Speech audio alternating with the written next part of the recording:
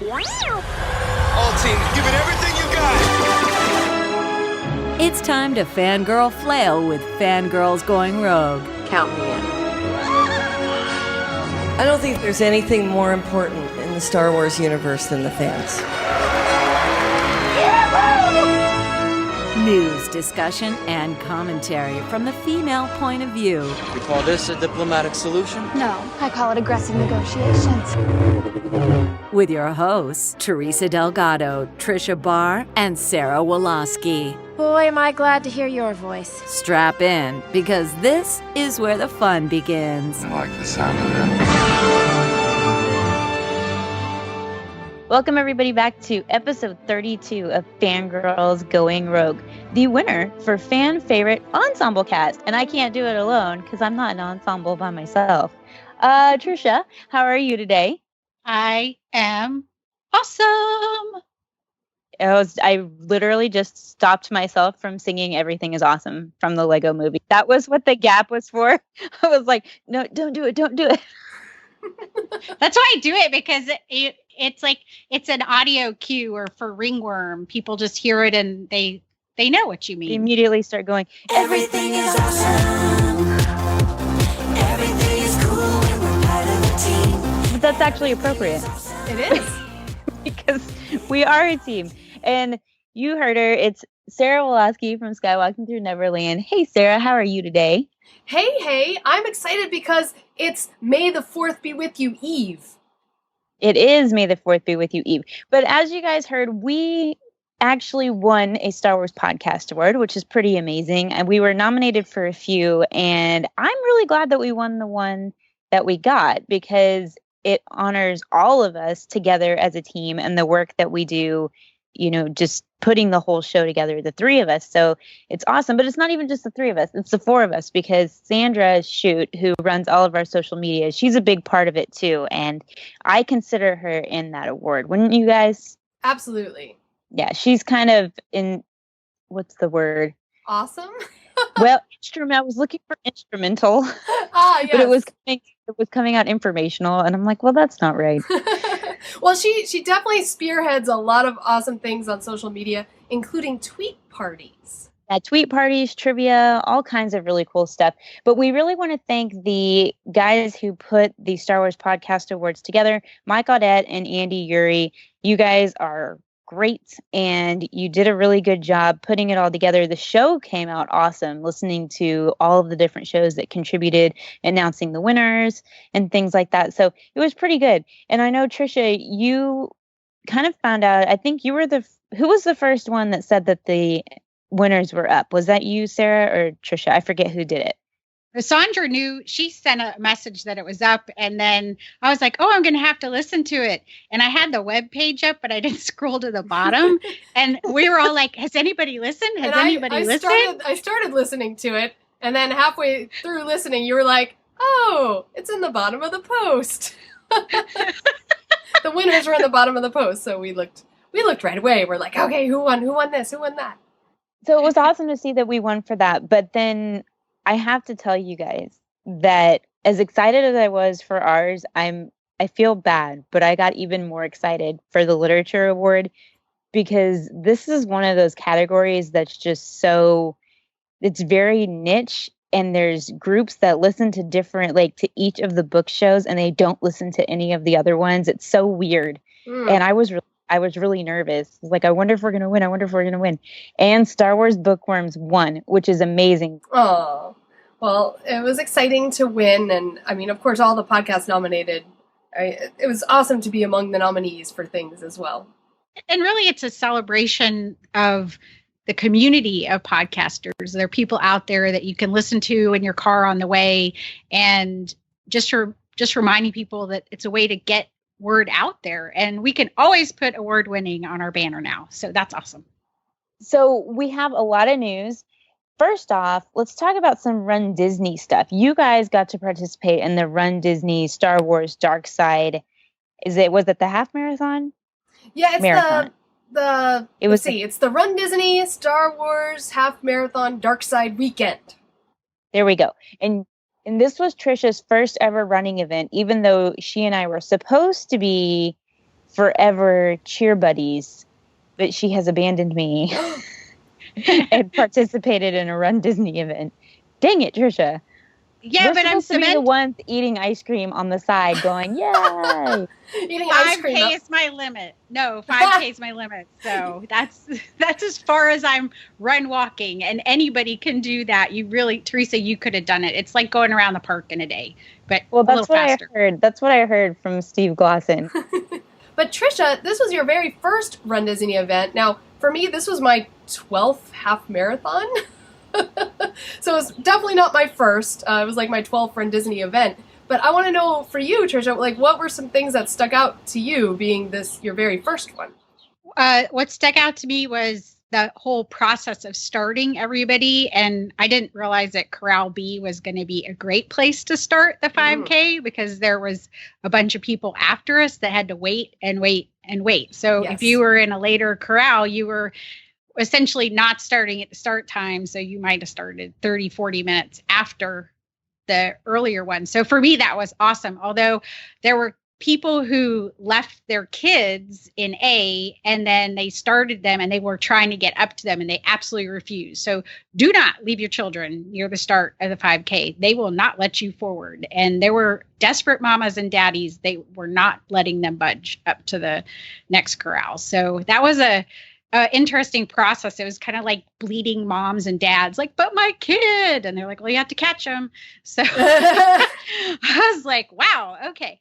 But other than that, it the whole thing was kind of, you just don't know what's going on the first time. So I would do it again. I would probably enjoy it more, but I was more worried about finishing than anything else. So that was my biggest fear. It was interrupted in the middle of my 5K by an email from one for Jonathan Wilkins, Star Wars Insider editor, asking me to write an article. He told you something and you fell over. No, he just asked me to write an article, but the email came while I was running. For me, it's in the middle of the morning.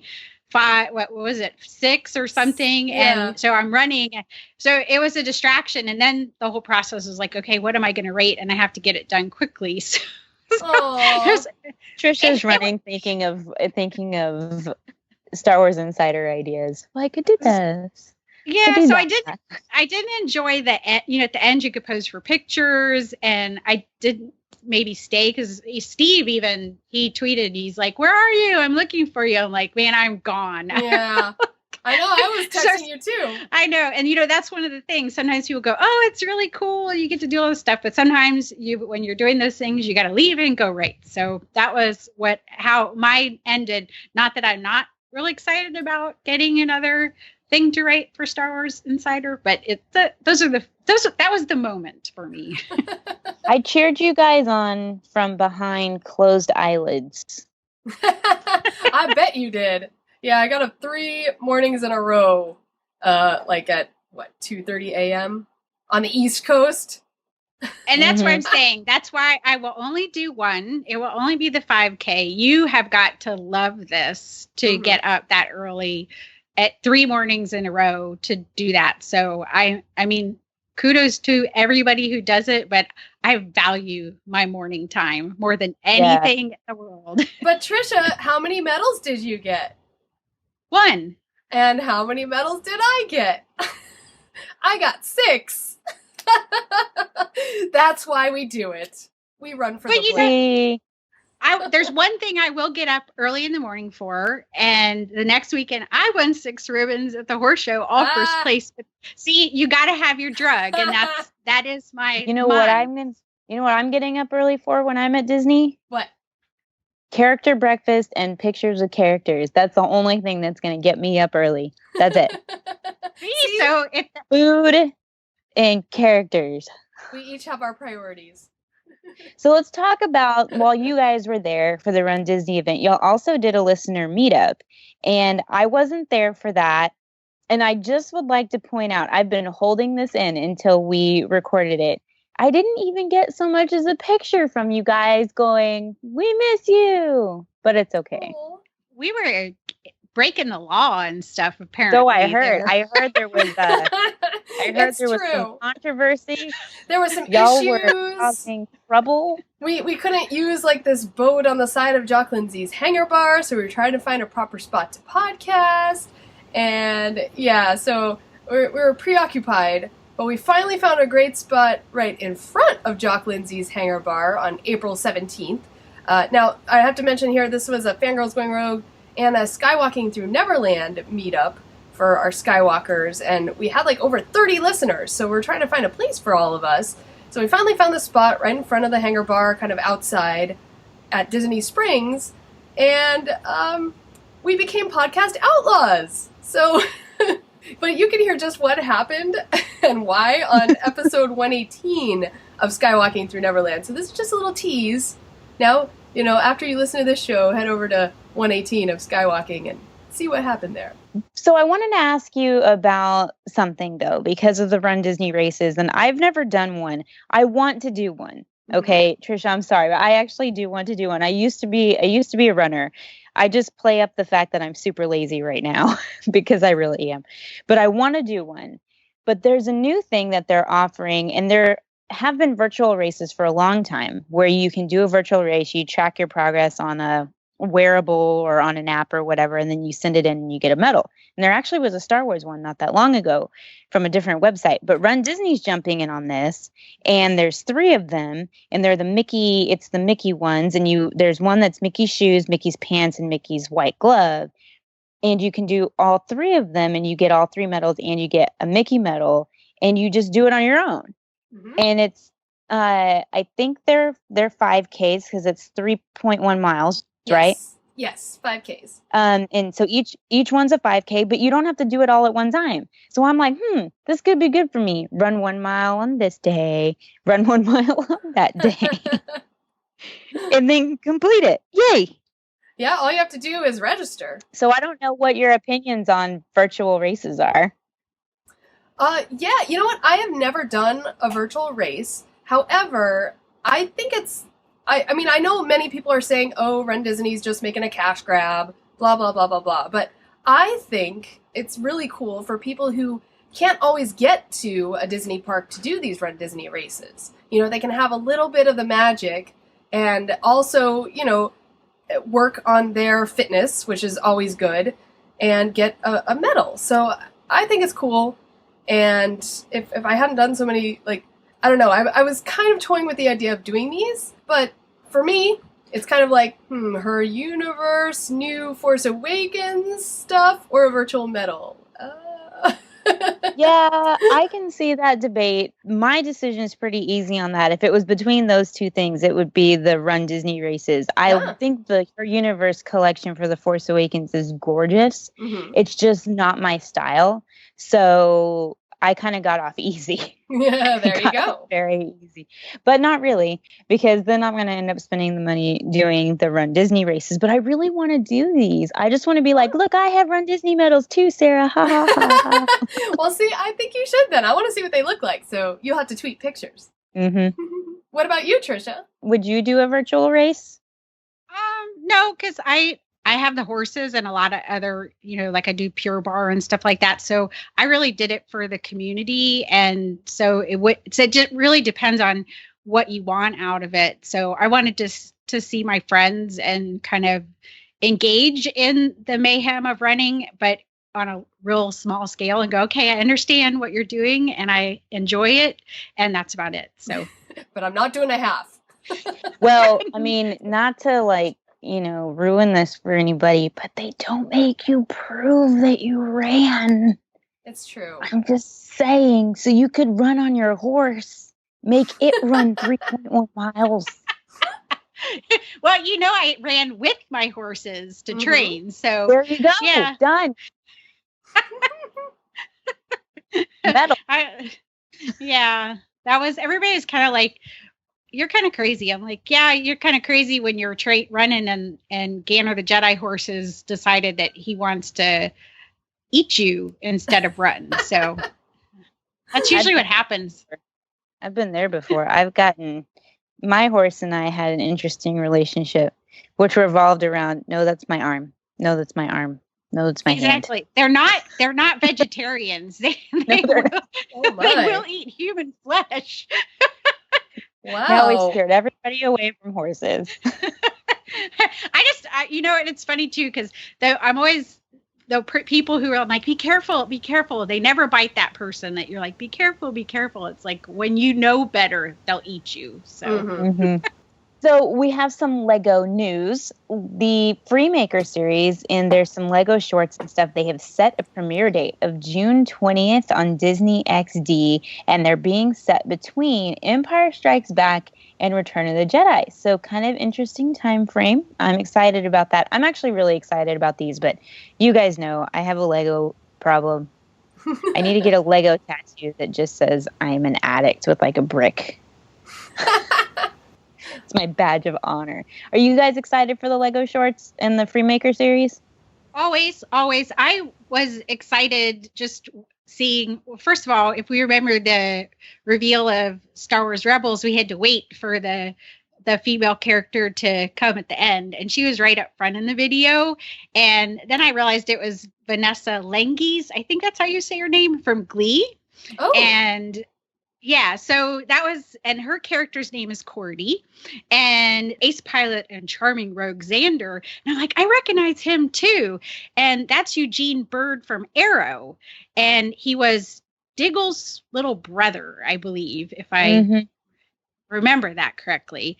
And then the 12-year-old spunky little kid, Rowan, is the cutest thing. Nicholas Cantu is the cutest thing ever. And so I just saw him in the little video, and I was like, oh my gosh. And then of course we have Matt Wood again voicing a droid, and I think it's just gonna be really fun. So I'm excited for this summer to maybe, not take Star Wars too seriously, have some fun with it, because that's what Lego does. Yeah. If anything, I love the Lego, the whole the humor that they bring. So yeah, I'm looking forward to that. Well, on top of that, and this just happened today, but IGN released 8 minutes of Lego Star Wars The Force Awakens gameplay footage. And you can find that over on the IGN website. And I haven't gotten a chance to watch it yet, but just from the initial screenshot of the video, I started giggling because I'm just like, this is going to be fantastic. It's going to be fantastic. And I love the Lego games so much. I love them almost as much as I love Disney Infinity. And I love the little scenes they put in the game and the things that aren't canon at all and are just so hilarious. So who's a fan of the Royals here? And by the Royals, I mean not the baseball team, but I was going to ask. No. Not the Kansas City Royals, but the actual royal family. Anybody other than me? Across the pond. Oh, no, I stayed up for the wedding back in the day. How cute is, okay, this has nothing to do with Star Wars, but how cute is Princess Charlotte? They released some pictures, and I just said, oh my gosh, you were so adorable. See, I didn't even know there was a Princess Charlotte. You didn't know That's how she had involved another I kid? am. Prince George and Princess Charlotte, come on. That's okay. That's exciting. Yay. Yay, royal family. Yay, royal. Yes, well, not many people can say, I would like to visit the set of episode 8 and get to do that. So, But is that what they did? Royal, yeah, they went to the set of episode 8 and they played with lightsabers and all that stuff. Oh my goodness. Yeah, and Kensington Palace is probably they're getting their game on with Twitter. Even Queen Elizabeth, she's not sitting on her royal laurels. She's on Twitter and doing all this stuff. So I'm really impressed. But what was most impressive is, like, you don't touch royalty. There was a protocol, and they all hugged Chewbacca. So I guess there's it's like everybody has to hug Chewbacca, but it was kind of funny to see that, because you were, okay, Chewbacca just gets an out. He's like, oh, you're going to hug me because I'm cute and I'm furry and I'm sweet to everybody. Yeah, I saw that they got to go and I was like, you would. Yeah, that would have been for me probably a high point. So, and it's always good because for over there in England, just to have the movie business, to have those movies there is such a big boon for them. And so it's important to kind of garner those relationships. It's almost like they feel like they're trying to make London a second Hollywood or something. Mm-hmm. Mm-hmm. So we have a book that actually came out today as we were recording this, Bloodline by Claudia Gray, which I am so excited for, but I'm not going to be reading it for probably another month due to our Bookworms reading schedule. So I will dive into it soon. But I know that, Tricia, you've read it, and your initial review is that you like it, right? My initial review is that I love it. Love Wrong it with little hearts around the love. Okay. Like big hearts. Okay, so I have a question for you without spoilers. So Claudia Gray's Lost Stars obviously is amazing. How would you compare it to Bloodline? Well, I liked Lost Stars because you could just use a galaxy and enjoy other characters. But this one, this is Leia. So it's Leia. It's her story. It answers some questions about The Force Awakens, about where the resistance came from. I saw some people tweeting after Jen Heddle's article that she did not imply that this gives you the origins of the First Order, although some people suggested that. There's hints of the First Order, but definitely not the origins. This is where the resistance came from. So, and for the people who wanted to see Han and Leia maybe in the happier times, you get a picture of what their life was like. So I would say that for you, Sarah, this is a must read. Oh, I'm excited now. And I read the book. I watched The Force Awakens upon finishing the book. And when the thing that happens with Han happens, I bawled my eyes out. And that was the first time I really felt something about that moment. So I've been blogging about Star Wars books for a long time. It's the reason I got into blogging. And I asked for a lot of things to kind of up their game, to bring things around to what I thought Star Wars used to be back in the day when Heir to the Empire came out. I wrote an article at Pop Sugar, and I think Claudia Gray was the person we needed at this time. She does an amazing job. Leia is strong. She's powerful. She is also very vulnerable and flawed, and you can see her moments of weakness, and you can see the moments where everybody said, gosh, we never get to see how much Alderaan hurt her. Well, this book's going to kind of claw your guts out about that. If you wanted to see it, you're going to see how bad it hurt her. And I appreciate that. So it'll take you on the gamut. So I recommend it. It's beautifully written. The prose is wonderful. I read like an editor, and I got lost in this book. I really didn't. It was so clean. It's beautifully written. And I think after this book, people are going to, I was told once by someone in the Star Wars business that I have impossibly high standards for books. And it met my impossibly high standards. So apparently they're not so impossible. That's my recommendation for it. Wow, so let me get my iPad and let me download the Kindle right now.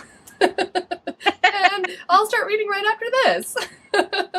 Yeah, and it answers some questions, but it raises a lot more questions. So don't think you're going to get into this and be like, oh, I know this and I know that. One of the things was I went back and reread parts, because in a lot of Star Wars books, they would say, so-and-so grabbed a DL-44 blaster and they shot at the whatever type of ship, and they would define the ship. And there's very little of this. I mean, she has pieces like there was an X-Wing and a B-Wing, but then she would say, Leia's like, oh, and then this modified ship. And she doesn't describe what it is. She doesn't tell you what the armaments were. And I went back to other Star Wars books, and, you just look at the difference. You just, you can use your imagination. So we can all imagine a modified fighter with heavy, armament on it. I think we can do that. We're capable of that. So I like that it opens those doors up to, you don't have to know every little bit of canon to imagine what something looks like. State your name for the record. Jyn Erso. Forgery of Imperial documents. possession of stolen property, aggravated assault, resisting arrest. On your own from the age of 15. Reckless, aggressive, and undisciplined. This is a rebellion, isn't it?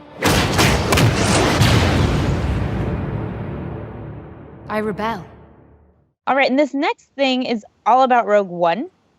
And we got some information about a character from Rogue One.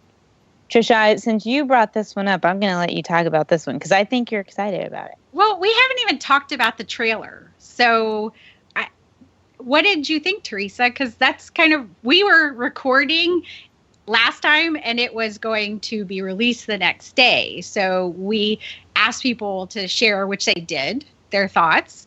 But what did you think, Teresa? So the first time I saw it, I was actually very underwhelmed and really bummed out because I just was like, this is it. This is the teaser trailer. And then it took me watching it 2 or 3 more times before I finally started to get excited. Although I did see some of the comparisons that people were making to things like The Hunger Games and some other stuff. I can see it if you're reaching for it. I don't think it's that blatant, but I can see how some people were comparing it to things like that. But it did take me watching it 2 or 3 times. It was not like the Force Awakens trailers where I just got all kinds of hashtag feels. Sarah, what about you? Well, for a teaser trailer, I thought it was more of a trailer because, I mean, you got the plot, you got a lot of the characters and kind of their introduction, and it took me a couple times to realize at the final shot of Jyn Erso, she's actually in like the Empire's fighter, the flight uniform, right? It's actually a Death Star gunner uniform. Yeah. Yeah. So, what is up with that? And then, of course, with the commentary that's going on underneath. What will you do when they catch you? What will you do if they break you? If you continue to fight?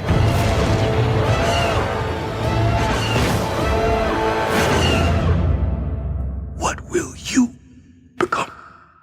So I really liked it, and the Palm Tree Planet. I'm all about the Palm Tree Planet.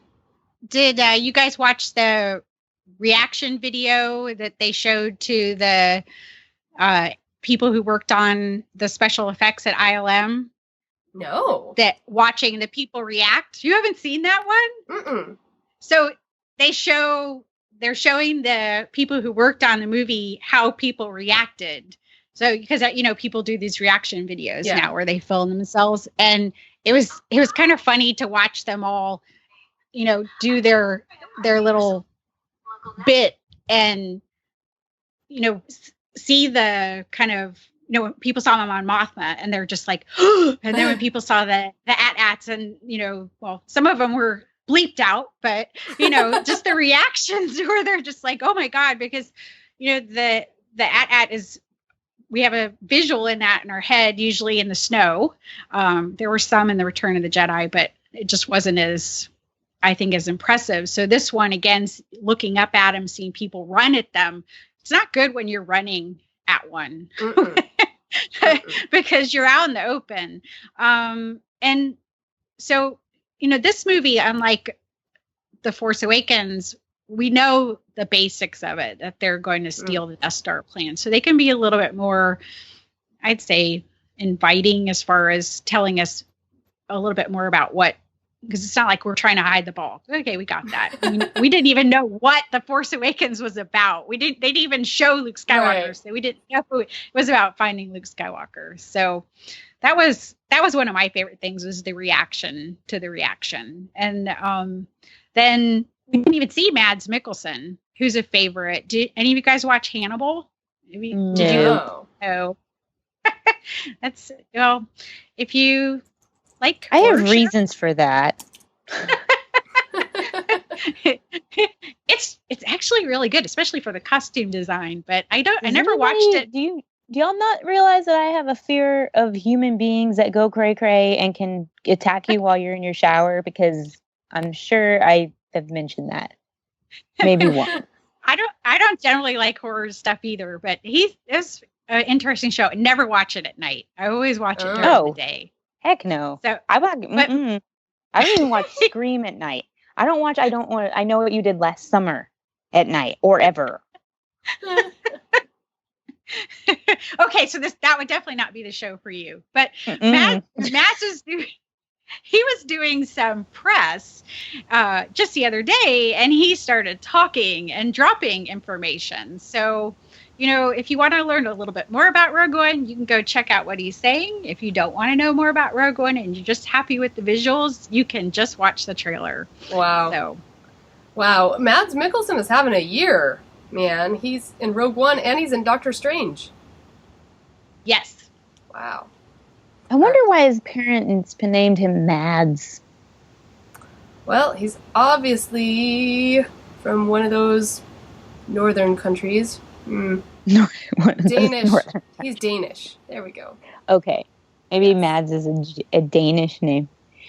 Well, since we are talking and recording on May the 4th Eve, what kind of plans do you guys have for May the 4th? So, Sarah, I know you have some things going on. Yes. So, Disneyland last week, which is unusual for them, announced that they were doing a special May the 4th day.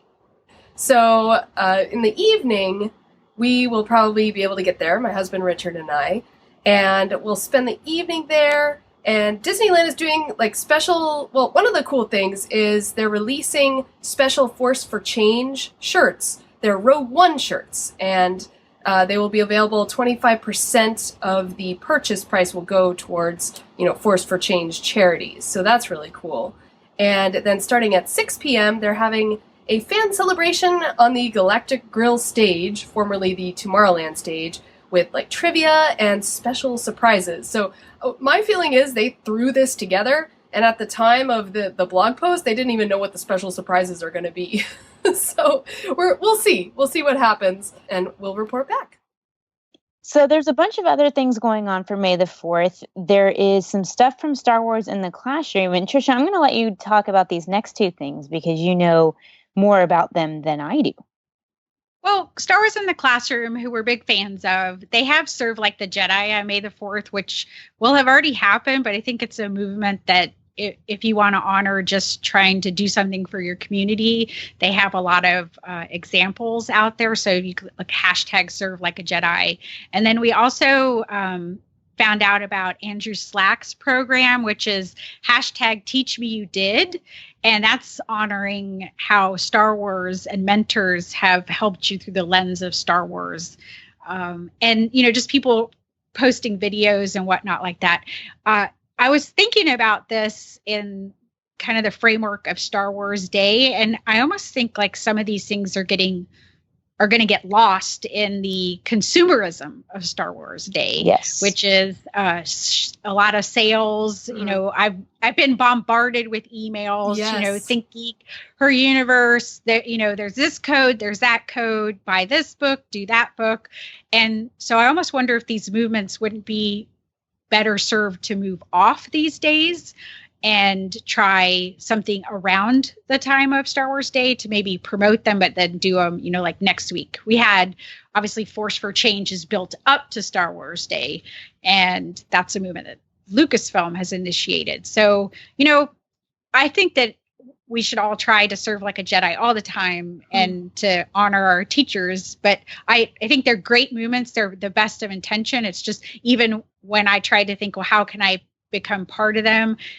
I had writing assignments. I had to get stuff done. I had work assignments. So it's almost like, well, tomorrow, now I have 2 meetings. Star Wars Day is going to kind of pass me by with real life stuff. So, well, and this kind of leads into, I did a Twitter poll today, and May the 4th was great when Star Wars wasn't really in the forefront of pop culture. It was something to bring the community together for us to talk about Star Wars and things like that. But with Star Wars being so mainstream now, I'm just thinking, is May the 4th really even that important? Is Star Wars Day really a thing we need to be paying attention to? Because as Tricia, you said, it's turning into a big consumerism thing, and a lot of people just jumping in for the sales and the discounts. And I just found out today that my Hallmark store, which is not a corporate Hallmark store, is jumping in on this as well. And we're doing a discount and we're being encouraged to wear Star Wars stuff to work, which I'm completely fine with.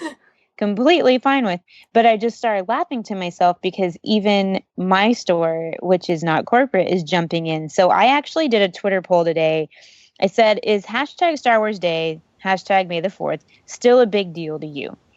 And so far, as I just refreshed it, and it goes until tomorrow, but there's 66 votes, and 58% says yes always. But that doesn't necessarily mean that they're doing anything for it, just that it's important because it's like, hey, Star Wars Day.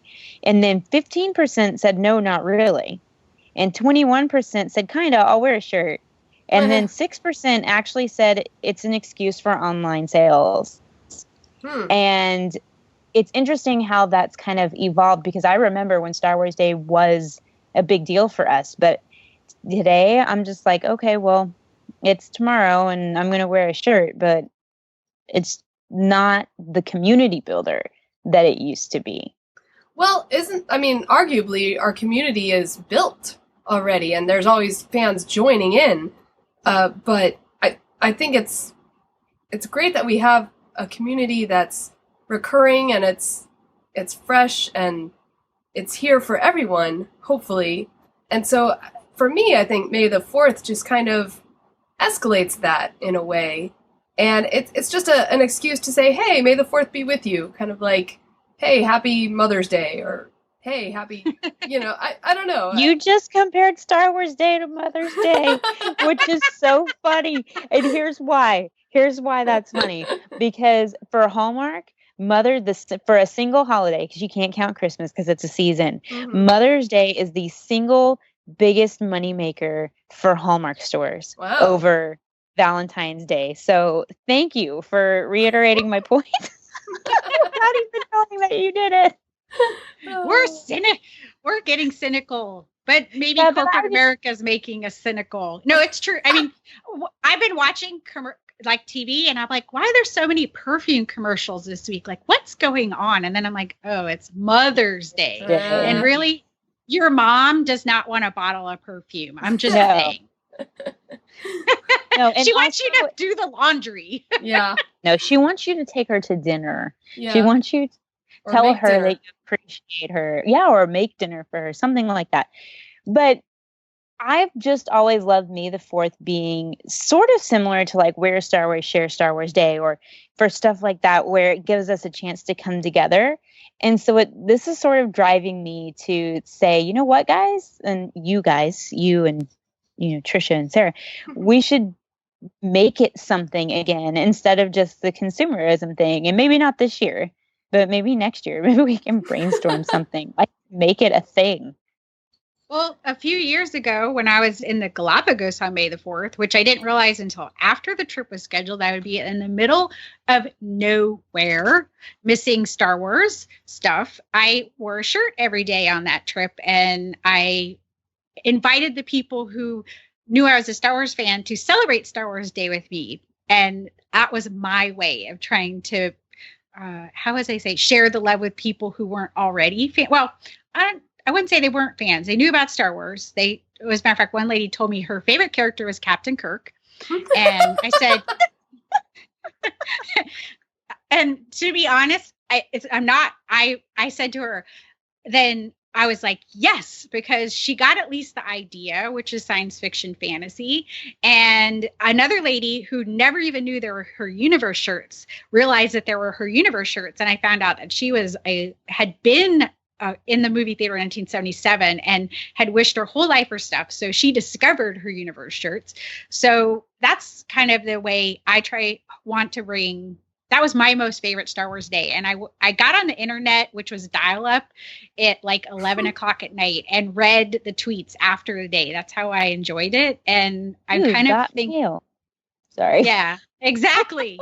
And let me tell you, after you've lived with regular internet like we have now, and then you go to dial up, it's like I could have run laps around the boat and probably probably sat on the tortoise to go laps around the boat before my email came up. So, I had to go back to that. What is it? The simple mail. So anyway, it made me appreciate Star Wars Day, and what it's supposed to do is to bring community. So I'm going to try to do it that way again.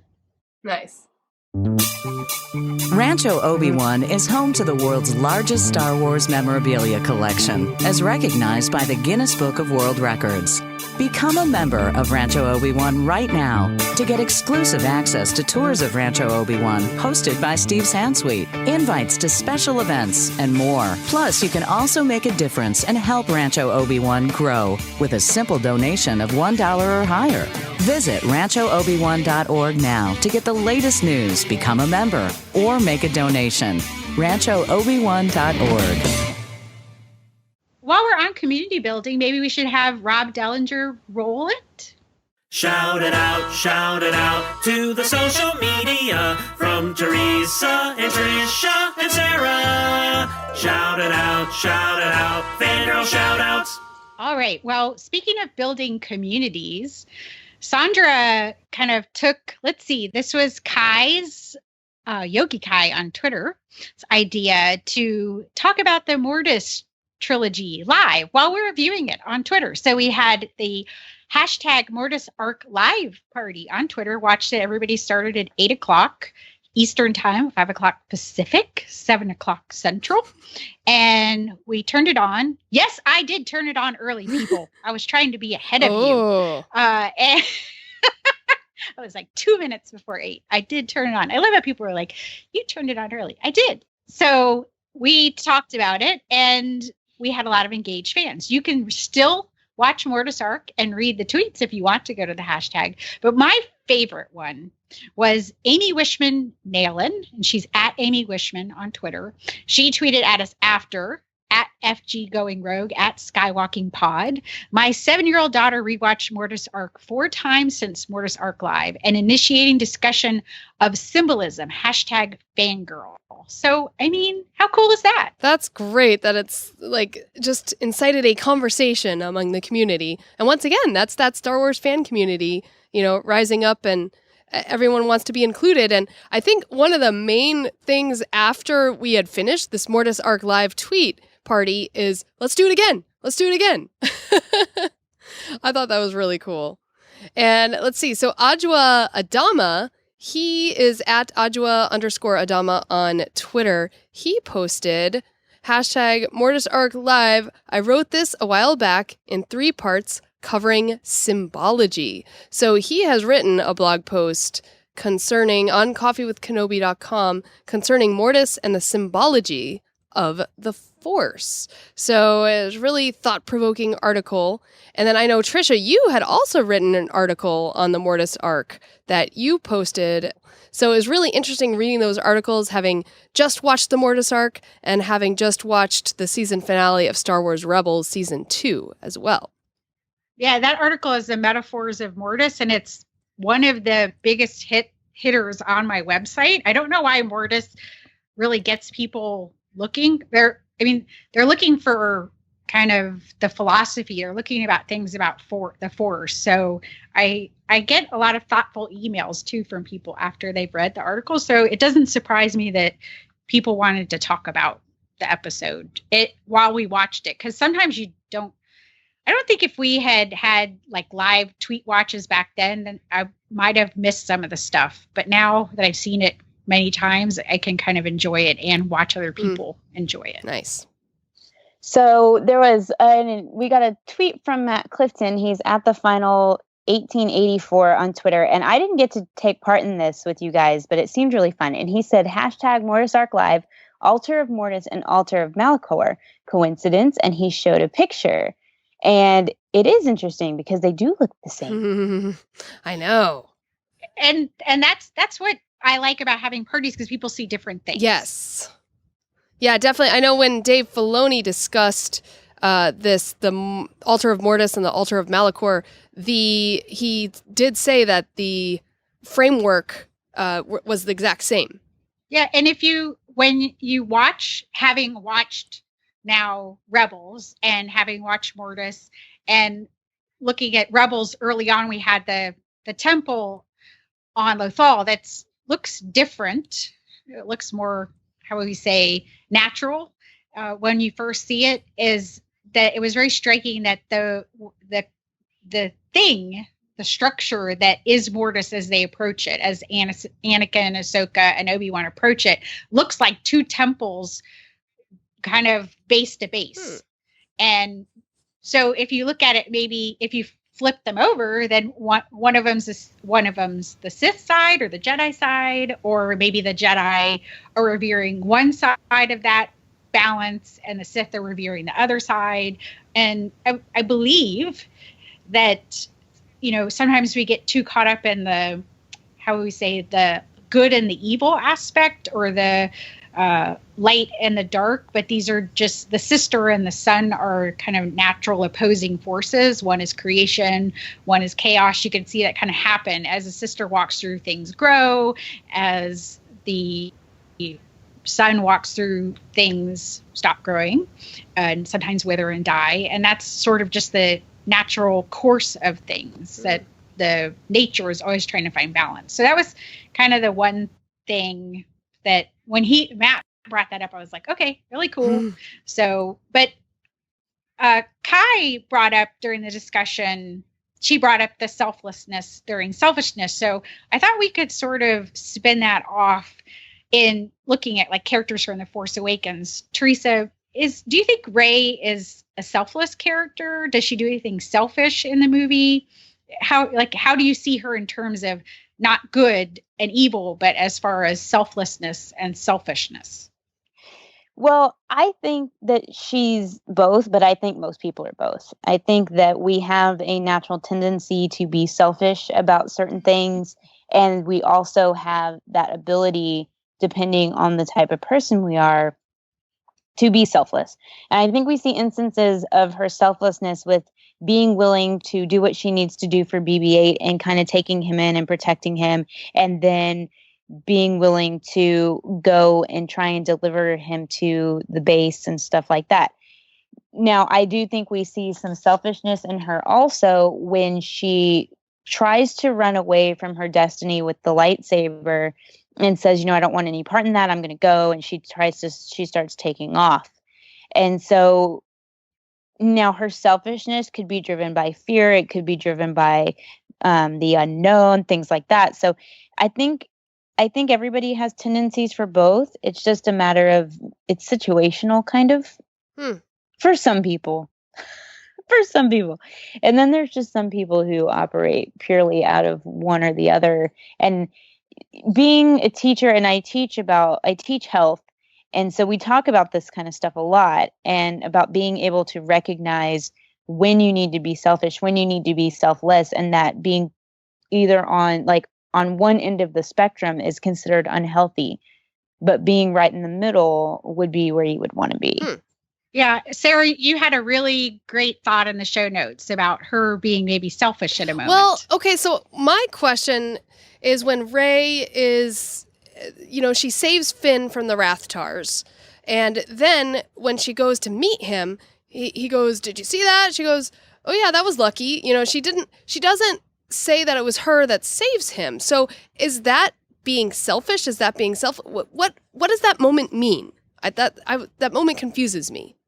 Well, we may not know what that moment means, but it's definitely, there are a lot of times when Rey doesn't disclose the truth. And it's very, knowing what we know about Obi-Wan, who tells things from a certain point of view, that, she doesn't tell him what she did. Now, maybe it's like, well, the same thing she says later on in Starkiller Base. I could tell you, but then you wouldn't understand it, right? She kind of conceals who or what she did, or maybe what she's capable of. So that's the thing. Is she hiding it because she doesn't want to say who she is? I mean, she even jokes at the beginning of the movie when BB-8 says he's classified. What does she say? Classified, really? Me yeah, too. Me too. Yeah. Yeah, me too. So you think it's kind of an offhand comment, but then when it comes to her saying things that she did, especially things that are Force related, she's not necessarily totally out in the open. And it's the character who we think of as being, I mean, Finn, we know he's deceitful. And she's like, oh, are you from the Resistance? And he's like, well, sure. Yeah, that sounds good. That's what I'll be today. And he's deceitful about, he shades his telling of BB-8 that, I have this jacket because your master died. So he's using that to his advantage. He's being selfish in the moment. But a moment before that, we see him be selfless and go and run to save Rey when she's getting beat up. So she's more almost kind of shaded in, we don't know where she falls on the spectrum. And with Finn, we know exactly where he is. And Han Solo tells him the women always figure out the truth. And, and then he fesses up. He's like, well, I'm not who you think I am. I got to go. Bye. And he admits to being afraid. He's like, yeah, she's right. Maz is right. I'm done. So, that's how I think these things like Mortis can help us. George Lucas was framing his whole legacy, his whole philosophy of storytelling in those arcs. So that's why it's fun to think about the characters after the fact. But I'd just like to say, like, Finn doesn't stay in that selfish mode for the entire movie. Because one of the biggest emotional parts of The Force Awakens for me is when he's chasing after Rey and he screams Rey. Like, it chokes me up every single time. And he goes after her and all that stuff. So a purely selfish person wouldn't continue to do that. Exactly.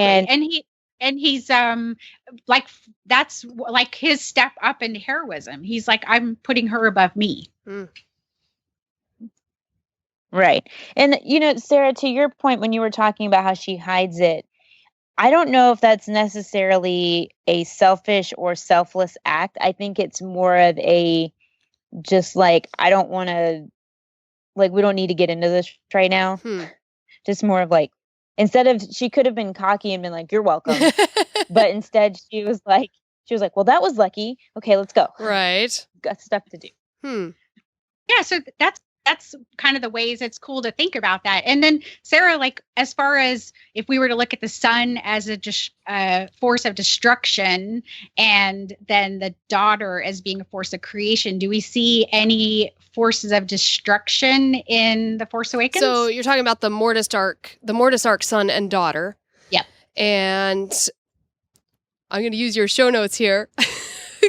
Kylo Ren is always like destroying things. So I guess he's kind of destruction, right? Yeah, absolutely. And then there's one of my favorites, Hux, who just wants, he doesn't, at least the Tarkin I felt like had a goal. Hux is just kind of like, I'm just going to wipe everything out. So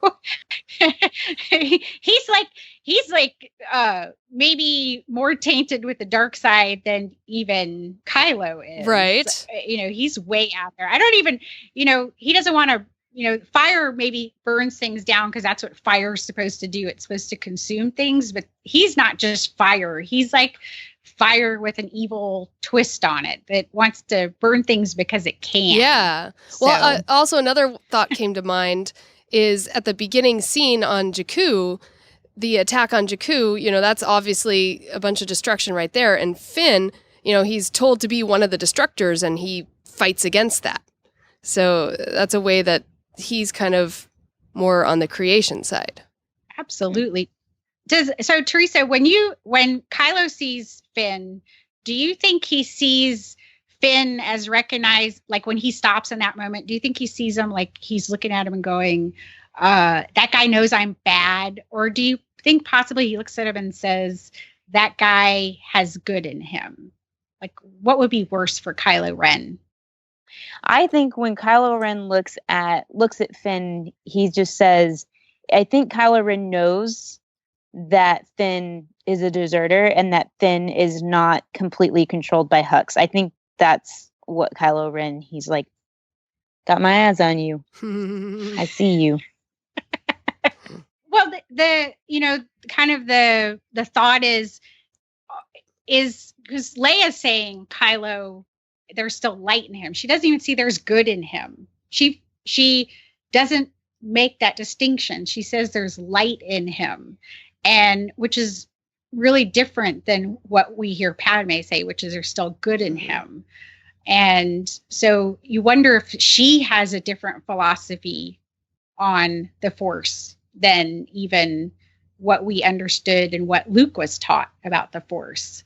So we don't know what Leia is capable of. And even as I was reading Bloodline, and I hope everybody, as you read it, thinks about what is Leia capable of, knowing that she can use the Force in this book, because we don't ever see her use the Force in a way, but I still feel like in the book that she could be using the Force. She just might not be saying so from her point of view. So let's talk about the tree. Yeah. What about the tree? I know Sarah had, I know you brought it up too. Did you notice the tree in the background at the end as Ahsoka fights Anakin and Obi-Wan and the leaves start to, and I talk about this in Metaphors of Mortis, how the tree essentially dies, it sheds its leaves, and then they sprout anew in that whole scene. It's kind of like, this is kind of going to pass. And what do you think, now that we've talked about Rebels and we watched that, what do you think of that moment when Ahsoka comes back and everything that's kind of happening in that scene?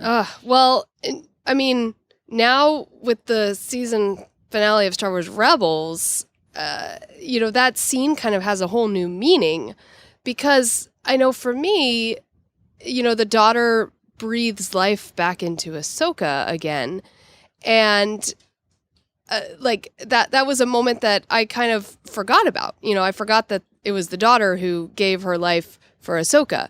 But now looking to Star Wars Rebels Season 2 and how Ahsoka's kind of the yin to the Darth Vader's yang, she's more kind of a light side spirit, if you will, I suppose. So, that had far-reaching consequences. So that's what I'm seeing there. And then going back to the tree, that's really cool that the tree does that in that scene in the Mortis arc. And I also noticed in the Mortis arc that there is a tree symbol on the floor in the Mortis temple. Yeah, that temple's like a gold mine. And that's the tree I noticed in the Mortis arc, more so than the tree that sheds its leaves and rebirths, for a different example. Now, Teresa, have you guys done Shattered Empire on Star Wars Bookworms yet? Nope. So when you get to it, definitely notice the tree that Luke goes to find. That's a Force-sensitive tree. So we see this recurring theme of the tree. We have also the tree cave in Dagobah, which is a nexus of Force power. And Dave Filoni talks about Tolkien a lot. And one of my favorite characters in the Lord of the Rings is the Ents. Oh, those are those tree creatures, right? They protect the forest against destructive powers. Whoa. Yes. Wait, so can they move? I forget. Or are they They can move. Okay.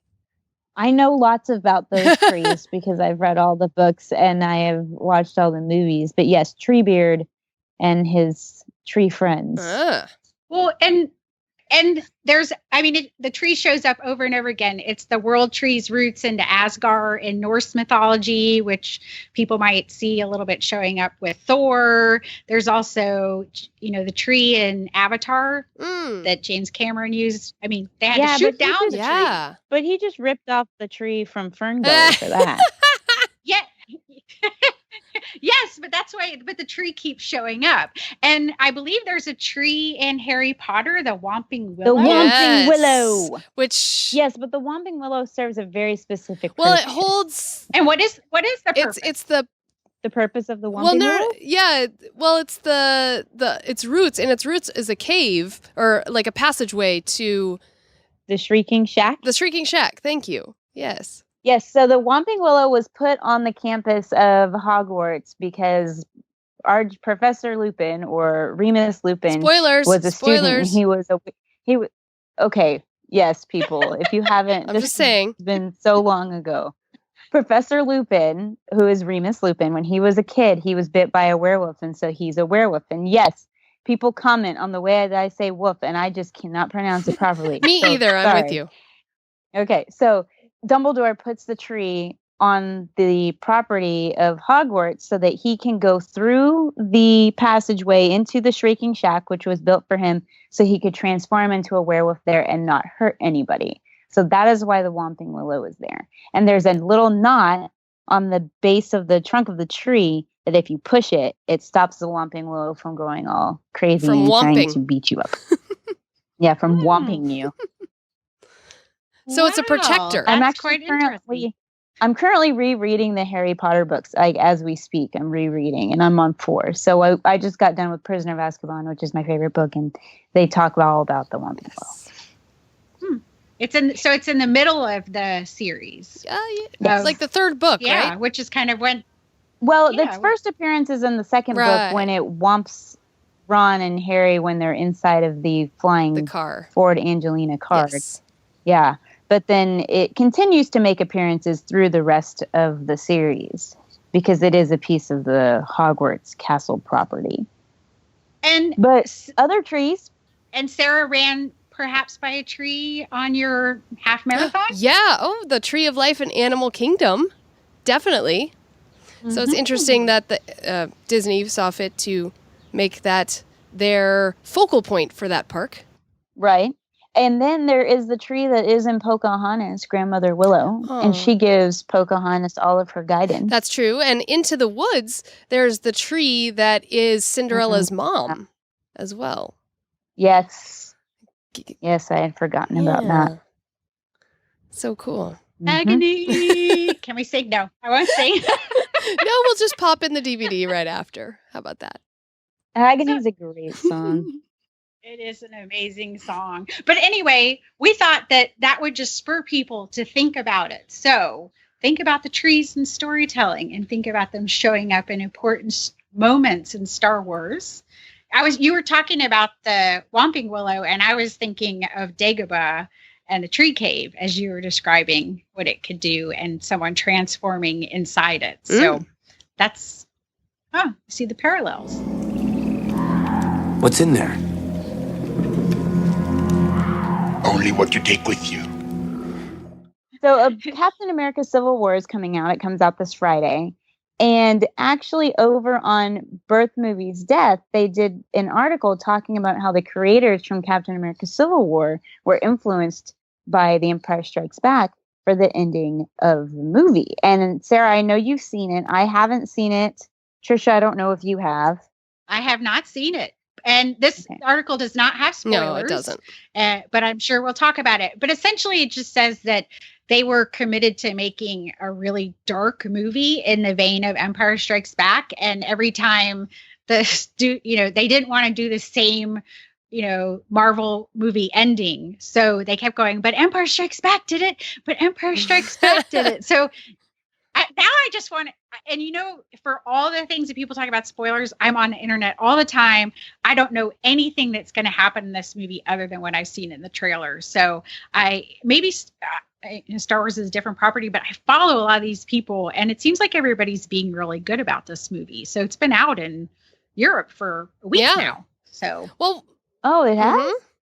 Huh, yeah, I didn't know that. The only reason I want to see this, by the way, because I'm not really a Captain America fan, the only reason I want to see it is for Underoos. That's it. Wait, what?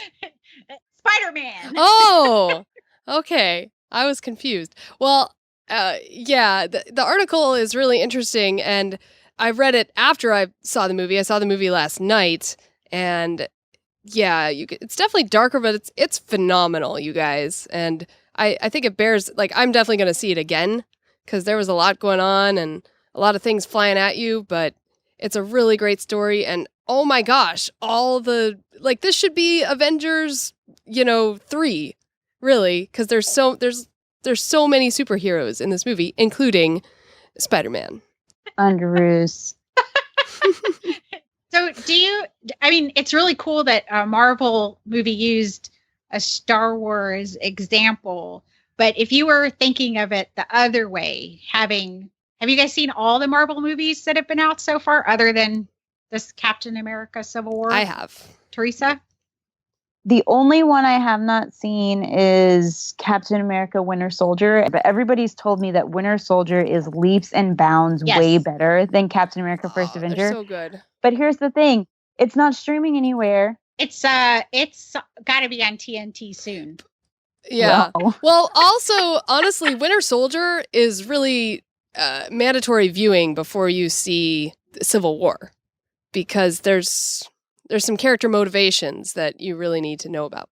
So, Sarah, now that you've seen this movie, what would you want Star Wars to take away from Marvel? Like, what are the lessons, and also what would you want to see them maybe not take from Marvel? Oh, okay. Well, I mean, the Marvel model has kind of been, you have your standalone films that are each kind of a different genre, if you will. Like Captain America Winter Soldier, for example, was like a political thriller. You have Ant-Man as kind of your caper movie, so they have different tones to them. And then you have your main Avengers movies, which like every sequence of Marvel movies is leading up to each time, so you get to learn a little about your characters, and then you get to see them all come together in one amazing movie. And I mean, speaking from just watching Civil War, which really was Avengers 3, like I was so invested in each and every of the 12 superheroes in that movie versus when I saw Batman versus Superman or Batman v Superman, like I didn't care what happened to the characters because you Batman equals right. So you didn't exactly. So there was no investment there. So I really like how they've done that, and Star Wars, the Lucasfilm movies are kind of following that model in that they're having your main Star Wars films following the Skywalker family, for lack of a better term, and then you have your off the beaten path films, which are now called your Star Wars story films, that are each different genre films. Like it sounds like the Han Solo and Chewbacca, film, or Han Solo movie will be more of kind of like a buddy film that's maybe kind of funny, and Rogue One is more your war movie. It's like a totally different tone than what the Han Solo movie will be. So I think that it's a good model. It keeps it fresh. Both Marvel and Star Wars are keeping it fresh by doing that instead of just having movies that are all the same tone. Also, they can mine different directors and things too that are good at their respective tones or respective types of films as well. Well, and Sarah, I like what you're saying about the model, but the one thing that Marvel is doing is that they're purposely doing the standalone films to bring in all the characters together in this one big culmination for, the big Ultimate Avengers type movie. They're setting everything up so that they're pulling their universe together. That is one thing I don't want Star Wars to do. I want Star Wars to stick with their classic numbered movie storyline that they're doing. And then I want their standalones to be these side stories that take us into other parts of the galaxy, because Star Wars is so massive that there's so many places that we can go that we wouldn't get to go otherwise, because the story with the Skywalker family, like you said, for lack of a better term, follows this one very distinct path. And so I don't want it to be like, oh, let's have, Rogue One, and then let's have the Han Solo movie and all this stuff, and then let's tie it all back in. I don't want that to happen. Is that weird? No, I think it's spot on to kind of what I feel too. I mean, we talked about this a lot as books fans. Like they kept running everything back to Luke, Han, and Leia, and I was like, go somewhere else in the galaxy. Like there's so many more things than Marvel is the end of the galaxy as we know it, right? That's ultimately the kind of the end game. Are we going to stop the end of the galaxy? And there's only so much play you have in that. And not every, there's so much to do with Star Wars, and please don't make everything about the Jedi and the Skywalkers and the Solos, and make it about just people. like other people that aren't those people that don't have a stake in even that. I mean, there is compelling things about superheroes, but there's also compelling things about, somebody else doing something. Right. Well, I definitely like your points, and I wouldn't want Star Wars necessarily to follow the Marvel model. I just like that it's having different tones for different films. But if anything, it's the novels and the comics that are going to tie things together in fun and interesting ways. And that's what I like about the Star Wars universe.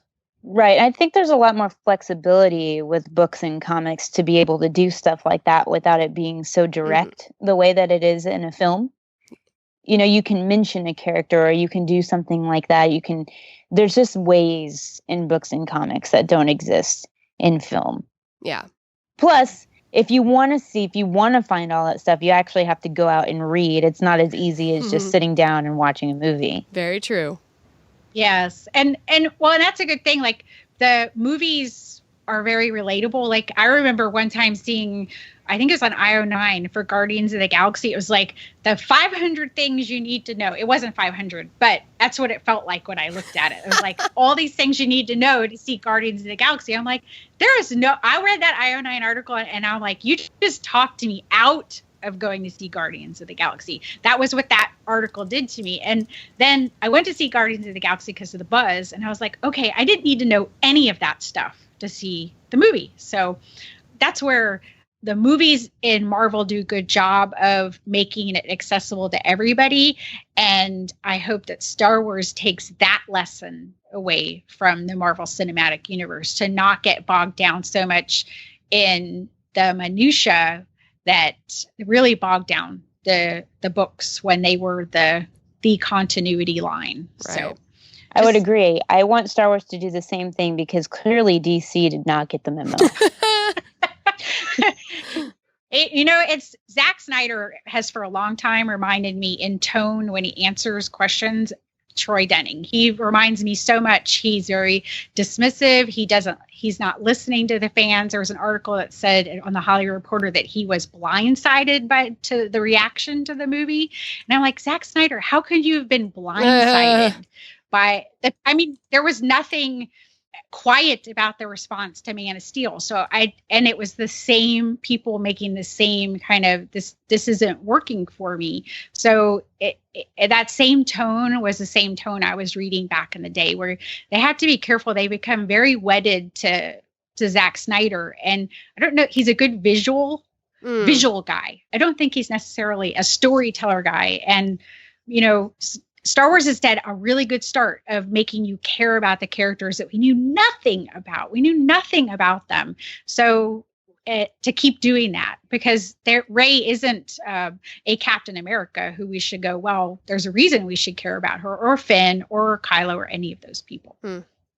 Right. Well, speaking of characters, I think it's time for Rob Dellinger to roll it again. Sidious, Anakin, Luke and Leia, Qui-Gon Jinn, C.O. Bibble, Kylo Ren, Salacious Crumb, Bib Fortuna, Boba Fett, Amidala, Wicket, R2-D2, BB-8, I can barely keep it straight. It's a character discussion. It's the Fangirls on character. It's a character discussion. So for this character discussion, we bounced around a few ideas, and then I had a eureka moment.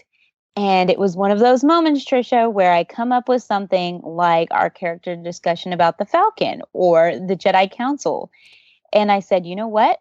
Let's talk about the lightsaber and the character of a lightsaber. We've gotten so many iterations of a lightsaber, from what we saw in the original trilogy to the things that we saw happen in the prequel trilogy to now Kylo Ren's lightsaber in The Force Awakens, and also Ezra's lightsaber and Kanan's in Star Wars Rebels. There have been a lot of different kinds of lightsabers. We've explored finding crystals, all kinds of things like that.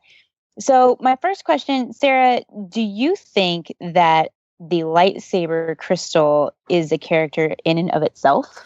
Well, I think definitely with The Force Awakens, that kind of solidified the fact that the crystal is a character, for lack of a better word, because it's calling to Rey, And the fact that the Kyber crystal calls to the Jedi younglings as well, the Padawans, I suppose. Does it call, or does it like appear when they've passed their test? I haven't watched it in a while. Ooh, that may be the next live watch. Well, I asked this question because I had a lot of questions about lightsabers not that long ago. In regard to Rebels, we were talking about Ahsoka and about her white lightsabers and how she got those crystals if she's not a Jedi anymore and all this other stuff. And over on Rebel Yell. And so I tweeted to Pablo Hidalgo, and he responded to me that the crystals are not a color. Their color comes once they bond with the Jedi that finds them. And so I had this question of, does the crystal appear to the Jedi when it's the right time? Like when they're looking for it, trying to find their crystal, or what is the connection there? How does that happen? And I sort of related it back to wands. Does the wand choose, like the wand chooses the wizard, as they say in Harry Potter? Does the crystal choose the Jedi? And it just got me on this. I've written a blog post that nobody has seen yet.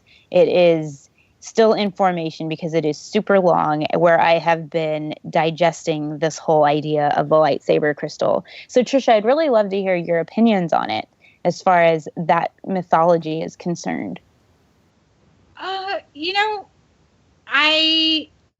think there's a little bit of both, right? It's sort of like a relationship. The Jedi, or maybe the Sith, or whoever that Force user is, has to be ready for the crystal. And, because you can meet somebody in life who might be your one true pair, your OTP, if we were going to pretend like the lightsaber was a ship with a Jedi, a relationship, and it might not be the right time. So perhaps it's a little bit of both.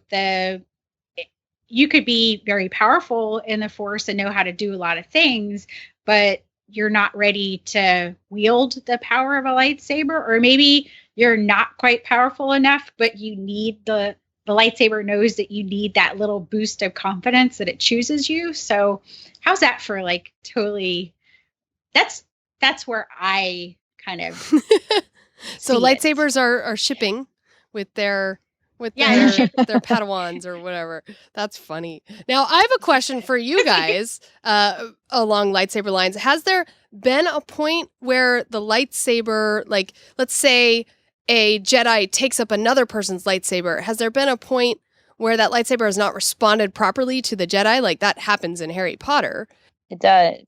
Yeah. So I'm trying to think of, at any point, was there a lightsaber misbehaving?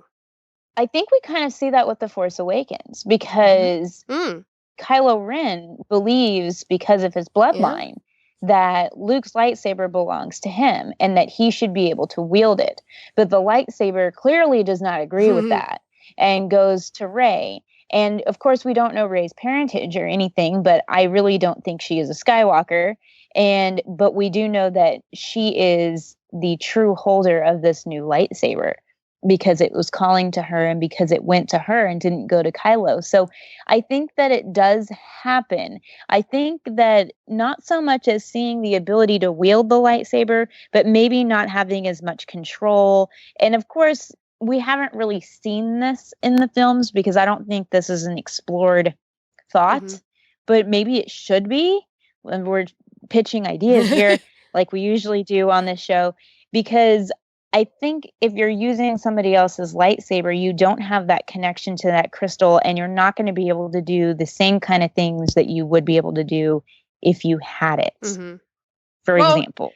When you were talking about the colors, which I love that answer, because if you think about that lightsaber was Anakin's lightsaber originally, and it's the same lightsaber when he chooses to become a Sith. He says he's going to become a Sith. He says he'll be Darth Vader. He walks into the temple. He kills Jedi with that lightsaber, with the blue saber. It doesn't change colors because he went Sith. I mean, we think of, if you're Sith, you have a red one, but he's still got that blue lightsaber. He fights Obi-Wan with that lightsaber, and then Obi-Wan takes it away. So now he has to make a new lightsaber, ends up finding a new crystal probably and making it becomes red. So that seems like that's where he is emotionally when he finds this new crystal and creates the new lightsaber. And so then we see Luke later on with this lightsaber. He does okay, but he loses his hand. He has to make a new one. He doesn't make a blue one. He makes a green one. So I find that really interesting. We know that legacy of that lightsaber was a Jedi's lightsaber that was wielded against Sith. And I always feel like it was just like going, Kylo's going, come to me. And it's going, no, I don't want to. Please, Rey, call to me. Because, it's like when the dog's running around and you want him to come. And he's like, no, anybody else do something. Squirrel run. I'm going to go anywhere else but to you. So, I loved it when you thought of the idea, because I was like, come on, I know Teresa thinks outside the box. And she said, I'm like, I need an emoji for when you make that suggestion. Now, so here's another question. I think outside the box about strange things. But and Sarah, I'll let you ask your question in a minute, but there's just something that is driving me with this whole same as like the wand connection thing for the lightsaber. And it's just, I'm eventually going to get this blog post out, and then maybe I'll get this out of my system. But right now, it winds me up even still. Like I could probably talk about this for hours. Well, I think it's great. Well, my question kind of lies along those lines. Is there an elder lightsaber? Like an elder wand? It's an interesting thought. It's something that I had kind of started thinking about, and I think that would go back to really going into the Jedi temples and trying to figure out the original inception of the lightsaber and where it came from, because that's probably the same level of the Elder Wand. But it is important to keep in mind that the Elder Wand was conceived by death. So the Elder Wand was not a positive thing. The Elder Wand was a negative thing. So to me, it almost seems like that if we were to really explore that, we'd have to look at the Sith, because that's where the Elder Wand came from. There's a reason that Harry breaks the Elder Wand in half and throws it away, because nobody should be able to wield that much power. Right. And the Elder Wand always led to death. So, it's an interesting idea. But in Harry Potter, the difference is that lightsabers are more used for defense, whereas wands are being used for more than that. Unless you're Kylo Ren. Yeah, unless you're Kylo Ren. and then it's kind of Shakespearean. So. Patricide. Man, I so want a wand. Clean the dishes. Right. Clean the house. Clean the bunny cage. So I don't know anything about Harry Potter and the Elder Wand, but so he breaks the wand and says no one should wield this Yeah, just power. forget all of this, Tricia, when you start reading the books. Yeah, forget this whole conversation. Forget all of it. I'm fine, actually, because Luke sort of decides that too, right? He says, I'm a Jedi in Return of the Jedi. And he throws down his lightsaber. Throws away his lightsaber. So, again, we have mythical themes coming out in just different ways, which is kind of sometimes the greatest power is the rejection of it. Yeah. So I'm just going to throw this out to our listeners. If you guys have any thoughts on the characteristics of lightsabers and about if they have minds of their own and personalities of their own and things like that, send us an email to contact@fangirlsgoingrogue.com and let us know what you think about it. Or you can tweet at us at FGGoingRogue.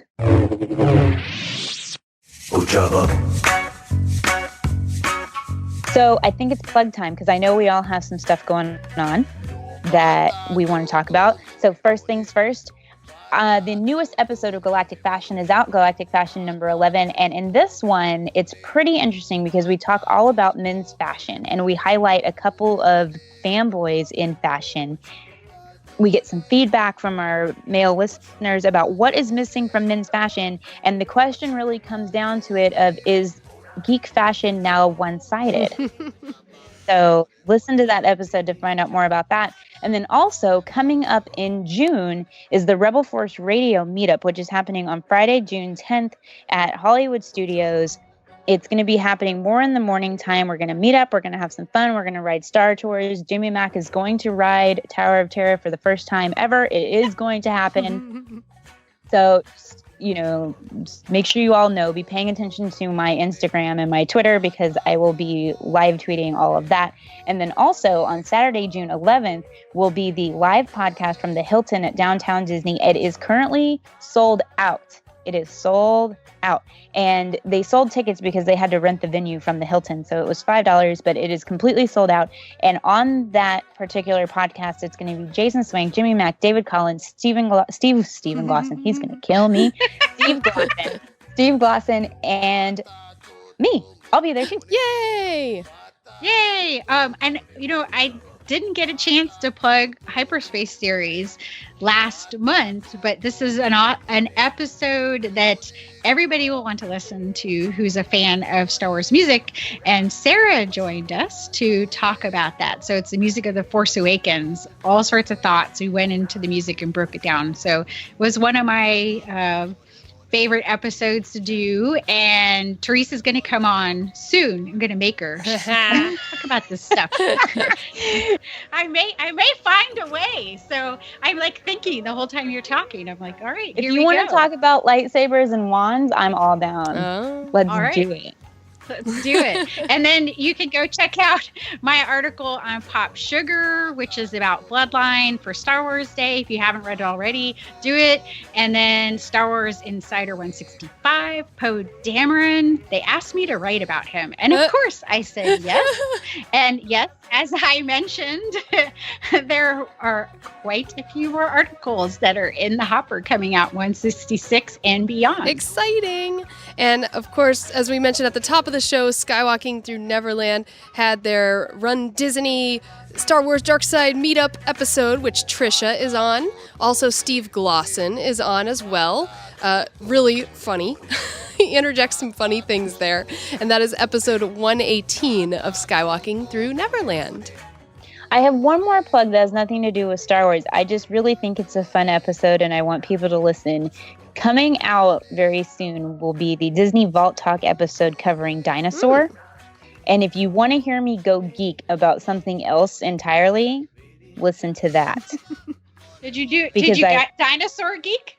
Oh, I'm a dinosaur geek. And it got fun because Steve was like, "Oh no, we're gonna start talking Disney or dinosaur science, aren't we?" And I was like, "Yes, we are."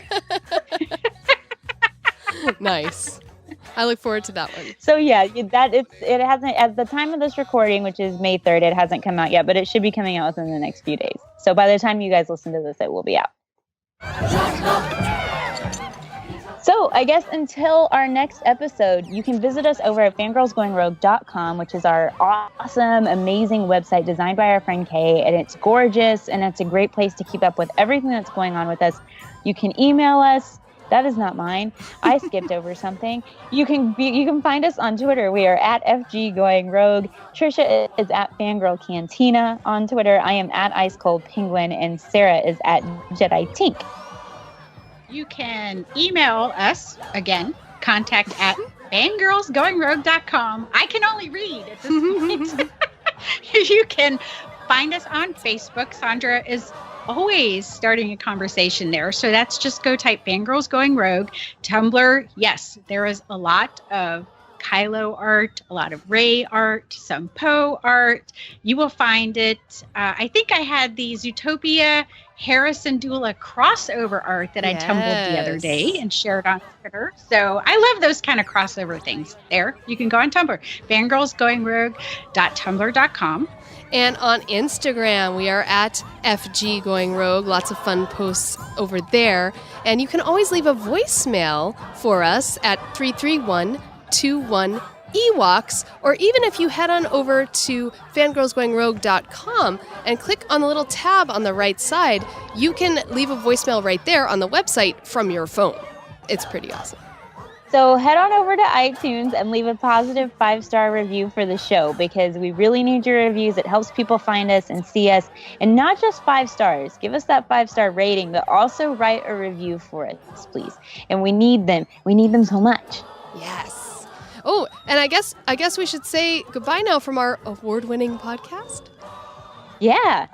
This has been your award-winning podcast with your fan favorite ensemble cast of Sarah, Tricia, and Teresa. Aww. So until next time. Dun dun dun dun dun.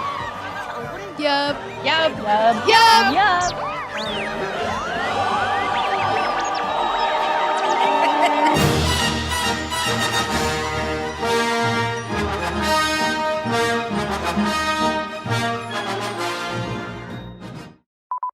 Does Tricia need to sing you a song? No, I'm good. I'm good now. Yay. Darn it. You're supposed to say yes. Oh, yes. Oh, no. Yub, yub.